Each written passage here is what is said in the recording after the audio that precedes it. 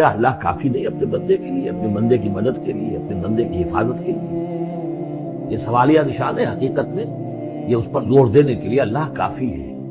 اے نبی آپ اور اے مسلمانوں تم مطمئن رہو، تمہاری حفاظت، تمہاری مدد اس کے لیے اللہ کافی ہے۔ وَيُخَوِّفُونَكَ بِالَّذِينَ مِن دُونِهِ، اور یہ تمہیں ڈراتے ہیں اے نبی، یہ تو آپ کو بھی ڈراتے ہیں ان سے کہ جو اس کے علاوہ ہے، اللہ کے علاوہ ہمارے معبودوں کی کوئی پھٹکار پڑے گی تم پر، جیسے کہ حضرت ابراہیم علیہ السلام کو ڈرایا تھا، سورہ انعام کے اندر پڑھا ہے کہ تم نے سارے معبودوں کی نفی کر دی، اب ذرا انتظار کرو تم پر جو بیتے گی، اور ان کی پھٹکار پڑے گی تم پر، ان کی طرف سے تم پر پکڑ آئے گی۔ انہوں نے کہا تم مجھے کس سے ڈراتے ہو؟ بدبختو ڈرنا تمہیں چاہیے، تم اللہ کے ساتھ شریک کرتے ہو، مجھے تو کوئی ڈر نہیں۔